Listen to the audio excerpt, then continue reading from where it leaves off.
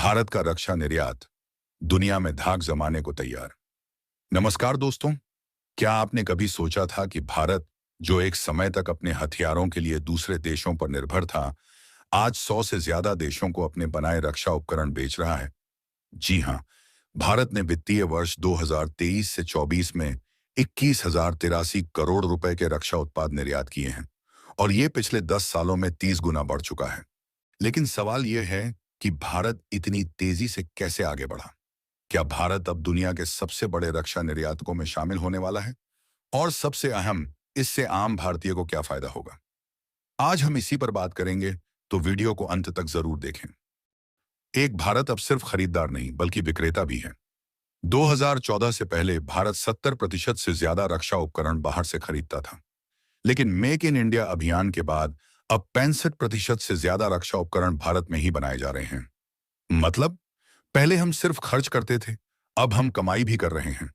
भारत का रक्षा उत्पादन अब 1,27,000 करोड़ रुपए तक पहुंच चुका है, यानी 174% की बढ़ोतरी। दूसरा, भारत के हथियार कौन खरीद रहा है? अब भारतीय हथियार सिर्फ हमारी सेना ही नहीं, बल्कि दुनिया की सेनाएं भी इस्तेमाल कर रही हैं। भारत के BrahMos missile, Akash air defence system, bullet proof jacket, drone, तोपें और अन्य सैन्य उपकरणों की मांग लगातार बढ़ रही है। आज 100 से ज्यादा देश भारत से रक्षा उपकरण खरीद रहे हैं। खास बात यह है कि भारत अब सिर्फ छोटे हथियार नहीं, बल्कि हाईटेक मिसाइल सिस्टम और आर्टिलरी सिस्टम भी निर्यात कर रहा है। 3. सरकार कैसे बढ़ा रही है भारत का रक्षा उद्योग? सरकार ने रक्षा क्षेत्र को मजबूत करने के लिए कई बड़े कदम उठाए हैं। रक्षा बजट में बढ़ोतरी, 2025 से 26 के लिए 1,11,544 करोड़ रुपए सिर्फ भारतीय रक्षा कंपनियों से खरीद के लिए तय किए गए हैं।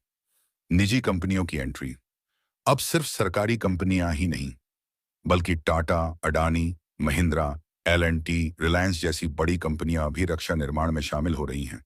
स्टार्टअप्स को बढ़ावा, भारत में 430 से ज्यादा रक्षा निर्माण कंपनियां और 16,000 से ज्यादा छोटे और मध्यम उद्यम इस सेक्टर में काम कर रहे हैं।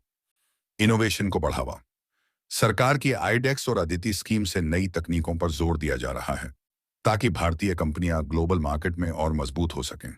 4. भारत का अगला लक्ष्य क्या है? भारत अब सिर्फ लोकल नहीं बल्कि ग्लोबल बनने जा रहा है।